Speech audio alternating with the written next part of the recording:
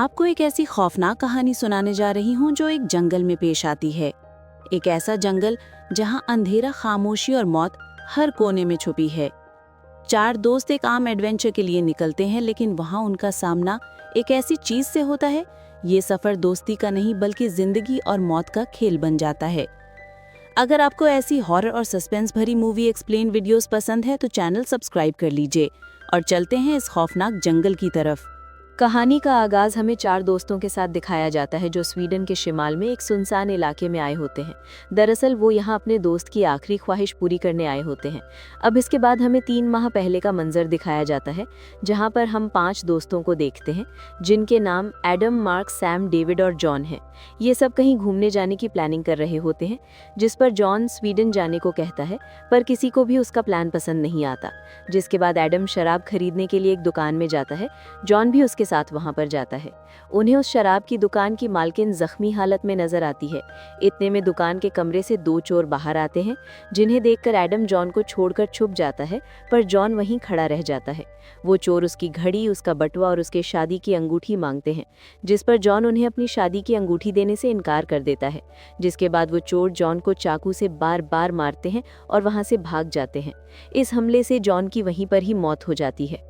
अब इसके बाद हमें वीडियो की शुरुआत वाला मंजर दिखाया जाता है, जहां एडम अब अपने उन्हीं तीनों दोस्तों के साथ स्वीडन आया है। ये सब जान की याद में यहाँ पर आए हैं क्योंकि वो यहाँ आना चाहता था। एडम अब भी कहीं न कहीं जान की मौत का जिम्मेदार अपने आप को मानता है, क्योंकि अगर वो उस दिन चोरों पर हमला करता तो शायद वो जान को ना मारते। ये चारों एक पहाड़ी पर जाकर जॉन की यादगार बनाते हैं और उसे याद करते हैं। पहाड़ से नीचे आते वक्त डेविड का टखना मुड़ जाता है, जिससे उसे चलने में काफी दर्द होता है। इस चीज को देखकर सैम नक्शे में एक शॉर्टकट रास्ता ढूंढ लेता है, जो सीधा यहाँ से जंगल से होता हुआ इन्हें फौरन सड़क पर ले आएगा। एडम जंगल में जाने से मना करता है, लेकिन सब लोग उसके लिए मान जाते हैं और उनके इसरार पर एडम को भी उनके साथ जाना पड़ता है। जंगल में जाते ही उन्हें दरख्त पर एक हिरन लटका हुआ मिलता है, जिसका किसी ने बड़ी बेरहमी से शिकार किया है। इस हिरन का पेट पूरी तरह से फटा हुआ होता है, जिसमें से अब भी खून बह रहा होता है। खून को बहता हुआ देखकर सब समझ जाते हैं कि इसका शिकार अभी अभी किया गया है, यानी इन्हें यहाँ से जल्दी आगे जाना चाहिए। इस जगह के दरख्त भी थोड़े अजीब होते हैं, क्योंकि उनके ऊपर अजीब सी नोकीली टहनियां निकल रही होती हैं। एडम इस चीज से थोड़ा सा हैरान होता है कि ऐसा कौन सा जानवर है जो हिरन को मारकर दरख्तों पर इतना ऊपर लटका सकता है। पर इस चीज पर ज्यादा तवज्जो ना देते हुए ये लोग आगे बढ़ते हैं और कुछ देर में यहाँ रात भी हो जाती है। साथ ही यहाँ पर बारिश भी होने लगती है। इन सबको यहाँ के दरख्तों पर कुछ अजीब से पुराने जमाने के निशान बने हुए दिखाई देते हैं। वहीं उन दरख्तों के सामने एक कैबिन दिखाई देता है। बारिश की वजह से सब इसमें जाने का सोचते हैं। डेविड सबको इस कैबिन में जाने से मना करता है। वो कहता है कि हमें किसी भी कैबिन में नहीं जाना चाहिए, क्या पता ये किसका हो। लेकिन डेविड की बात कोई नहीं सुनता और सबके साथ उसे भी अंदर जाना पड़ता है। तभी वहां पर एडम को जंगल से किसी जानवर की आवाज सुनाई देती है। सबको लग रहा होता है कि एडम उन्हें डरा रहा है, इसलिए कोई भी उसकी बात नहीं सुनता। उन्हें उस कैबिन के अंदर भी उन दरख्तों वाले निशानों के कुछ लॉकेट लटके हुए दिखाई देते हैं। उसके बाद सैम सबसे लकड़ी ढूंढने को कहता है ताकि वो यहाँ आग जला सके। फिर लकड़ियों के लिए कैबिन के ऊपर वाले कमरे में जाता है और तभी उसे वहां पर एक बहुत अजीब सी चीज दिखाई देती है। वो सबको ऊपर बुलाता है और जब वो सब उस चीज को देखते हैं तो हैरान हो जाते हैं। मार्क सबसे कहता है कि यहाँ कोई जादू टोना करता था। ये सुनकर सब डर जाते हैं, लेकिन अब रात का वक्त है और बारिश भी बहुत तेज है, इसलिए इन सबको यहीं पर ही रुकना होगा। रात में सोते वक्त एडम को बाहर से एक रोशनी नजर आती है। एडम कैबिन का दरवाजा खोलकर बाहर जाता है तो वो उसी शराब की दुकान पर पहुंच जाता है जहां पर उसके दोस्त जॉन का कत्ल हुआ था। उसे अपनी आंखों पर यकीन ही नहीं होता है। तभी एडम को एक जोर का झटका लगता है और वो अपने आप को कैबिन से बाहर जंगल में पाता है। उसे अपने सीने पर चोट लगी हुई दिखाई देती है। एडम को कैबिन के अंदर से चिल्लाने की आवाज आती है। वो देखता है कि सैम और डेविड दोनों ही उसकी तरह बुरे ख्वाब में हैं। डेविड जोर जोर से अपनी बीवी का नाम पुकारता है। एडम उन दोनों को होश में लाता है और देखता है कि मार्क यहाँ पर नहीं होता है। वो उसे ढूंढने के लिए ऊपर जाता है, जहाँ वो देखता है कि मार्क जादू टोने के बुत के आगे नंगे होकर उसकी पूजा कर रहा है। एडम जल्दी से उसे भी अपने होश में लाता है। ये चारों फौरन अपना सामान उठाकर कैबिन से बाहर जाते हैं और रात को जो कुछ भी इनके साथ हुआ उसके बारे में कोई भी बात नहीं करता, लेकिन सबकी हालत खराब है। सब लोग जंगल को पार करने के लिए शिमाल की तरफ जाने के लिए सोचते हैं, पर डेविड को जंगल में एक रास्ता बना हुआ दिखाई देता है। वो सबसे कहता है कि जहाँ रास्ता है वहाँ लोग भी जरूर होंगे। जिसके बाद ये चारों उसी रास्ते पर आगे बढ़ते हैं। एडम भागकर काफी ऊंचाई पर जाता है ताकि उसे कुछ दिखाई दे, और तभी वहाँ उसे एक अजीब मखलूक जैसी कोई चीज़ दिखाई देती है जो काफ़ी लंबी है और उसके हाथ किसी इंसान की तरह होते हैं। वो जल्दी से वहाँ से भागता हुआ अपने दोस्तों के पास आता है और उन्हें इस मखलूक के बारे में बताने लगता है, लेकिन कोई भी उसकी बात पर यकीन नहीं करता। एडम अपनी बात पर यकीन दिलाने के लिए अपने सीने पर लगी हुई इस चोट को दिखाता है, जिस पर डेविड बोलता है कि ये तुम्हें किसी दरख्त से लगी होगी जब तुम रात को नींद में बाहर आए थे। डेविड से अब ये सारी चीज़ें हैंडल नहीं हो रही होती, इसलिए वो इन सारी चीज़ों के लिए एडम को जिम्मेदार ठहराने लगता है कि अगर वो उस दिन शराब की दुकान में उन चोरों पर हमला करता तो जॉन नहीं मरता और आज हम उसकी याद में यहाँ नहीं आते। इस बात से एडम गुस्से में आकर डेविड को एक मुक्का मारकर आगे निकल जाता है। ये सब अब आहिस्ता आहिस्ता अपना आपा खोने लगे हैं। सैम सबको संभालने की कोशिश करता है। इसी दौरान इन्हें जमीन में एक खैमा खड़ा हुआ दिखाई देता है, जिसके अंदर से उन्हें एक फोटो मिलती है जो कि 1967 की होती है। यानी ये खानदान भी इन चारों की तरह यहाँ पर आया था, लेकिन वो मारे गए। और इस चीज को देखकर ये सब और ज्यादा डर जाते हैं। आहिस्ता आहिस्ता अब रात होने लगती है।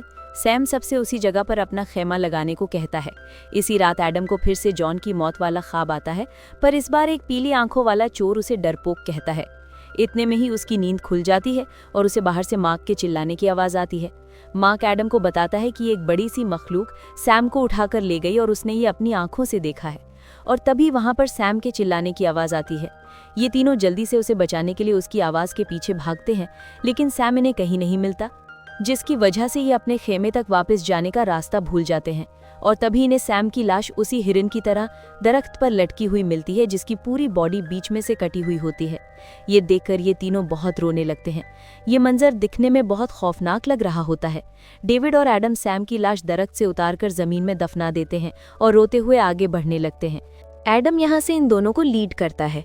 वो कहता है कि हमें जल्दी से जल्दी इस सिमत में सीधा चलना होगा, तभी हम इस जंगल से बाहर निकल पाएंगे, वरना सैम की तरह हमारी मौत भी पक्की है। एडम एक बार फिर से ऊंचाई पर जाकर देखता है कि वो अब भी कितना दूर है, पर इस पर एडम को जंगल का किनारा दिखाई दे जाता है, जिसको देखकर उसके अंदर एक उम्मीद जागती है। पर तभी एडम के एक और दोस्त को वो मखलूक उठाकर ले जाती है। एडम उसे बचाने के लिए भागता है, पर अंधेरा काफी होने की वजह से वो दरख्त से टकराकर फिर से अपने उसी ख्वाब में चला जाता है जिसमें उसने जॉन को मरते हुए देखा था।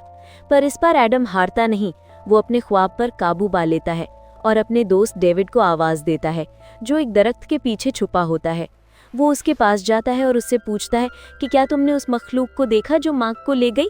जिस पर डेविड बोलता है कि वो काफी तेज है, इसलिए मैं उसे नहीं देख पाया, मुझे माफ कर दो, मैं काफी डर चुका था, इसलिए मार्क को बचाने नहीं गया, वो मखलूक अब भी यहीं है। अब ये दोनों हिम्मत करके आगे बढ़ते हैं, जहां आगे दरख्त पर इन्हें अपने दोस्त मार्क की लाश भी सैम की तरह लटकी हुई और फटी हुई मिलती है। ये दोनों जैसे तैसे अपने आप को संभालते हैं और फिर आगे की तरफ भागने लगते हैं और वहां मौजूद एक कैबिन में पहुंच जाते हैं, जिसके रास्ते पर चारों तरफ आग जली हुई होती है। इस कैबिन में ये देखते हैं कि एक बूढ़ी औरत किसी देवता की पूजा कर रही है और तभी इन पर पीछे से कोई हमला कर देता है, जिससे ये बेहोश हो जाते हैं। और जब इन दोनों की आंखें खुलती हैं तो ये अपने आप को एक कमरे में बंधा हुआ पाते हैं। एडम कमरे से बाहर देखता है, जहां पर काफी सारे लोग एक क्रॉस जैसी चीज को जमीन में गाड़ देते हैं। तभी उनके पास वही बूढ़ी औरत आती है जो पूजा कर रही थी। वो एडम के सीने पर उन उंगलियों से बने निशानों को देखती है और अपने सीने पर भी वैसे ही निशान दिखाती है।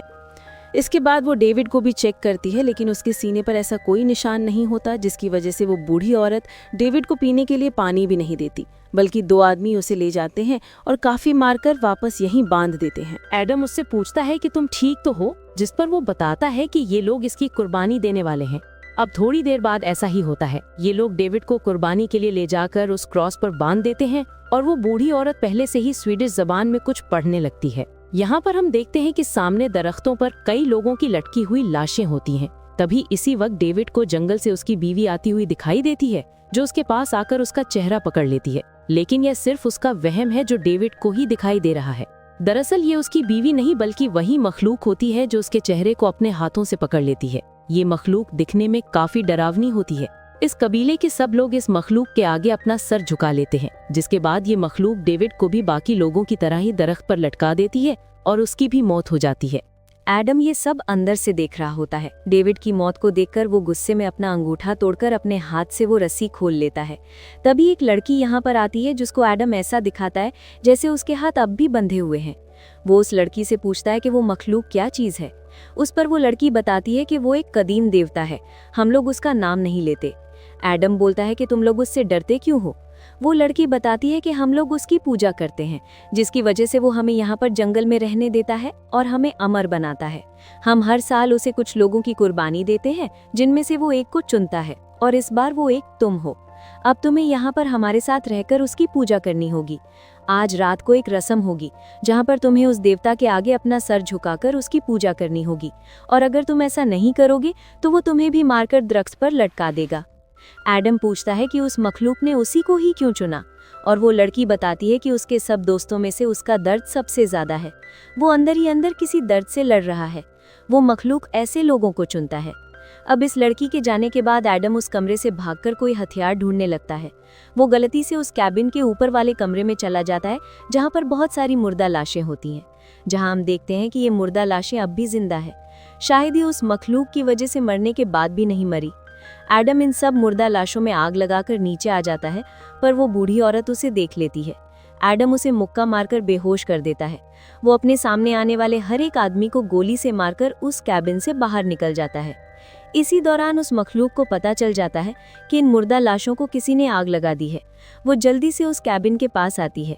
सब लोग उसके आगे अपना सर झुका लेते हैं, लेकिन वो लड़की गलती से उस मखलूक की आंखों में देख लेती है, जिस वजह से वो उस लड़की की आंखें बाहर निकाल लेती है। एडम पहली बार उस मखलूक को सही से देख पाता है। वो देखता है कि उस मखलूक के 4 पैर और 2 हाथ हैं। वो दिखने में काफी डरावनी होती है। एडम डरते हुए उस मखलूक को गोली मारता है, पर गोली का उस पर कोई असर नहीं होता और वो मखलूक एडम के पीछे भागने लगती है। तभी एडम को फिर वही ख्वाब आता है, जिसकी वजह से वो मखलूक उसे पकड़ लेती है और उसे अपने हाथों में उठाकर जमीन पर पटक देती है। एडम उठने की कोशिश करता है, लेकिन वो फिर से उसके सर को जमीन पर नीचे लगा देती है। दरअसल वो मखलूक एडम को अपने आगे झुकाना चाहती है। तभी एडम की नज़र एक कुल्हाड़ी पर पड़ती है, जिसे वो उठाकर उसके सर में घुसा देता है और वहां से भागने लगता है। जिसके बाद हम देखते हैं कि वो मखलूक जंगल से बाहर नहीं आ पाती, यानी वो जंगल उसकी सरहद है, वो उससे बाहर नहीं आ सकती। अब वो मखलूक एडम को देखकर दहाड़ने लगती है, जिस पर एडम भी उसे देखकर जोर से चिल्लाता है और बोलता है कि वो उसके आगे कभी नहीं झुकेगा। और एडम का इतना कहते ही वहां पर सुबह होने लगती है। इन चारों दोस्तों में से सिर्फ एडम ही जिंदा बचा है, और अब थोड़ी दूर चलने के बाद एडम को आखिरकार सड़क दिखाई दे जाती है। इसी मंजर के साथ इस मूवी का इख्तिताम हो जाता है। अगर आपको ऐसी हॉरर और सस्पेंस भरी मूवी एक्सप्लेन वीडियोस पसंद है तो चैनल सब्सक्राइब कर लीजिए।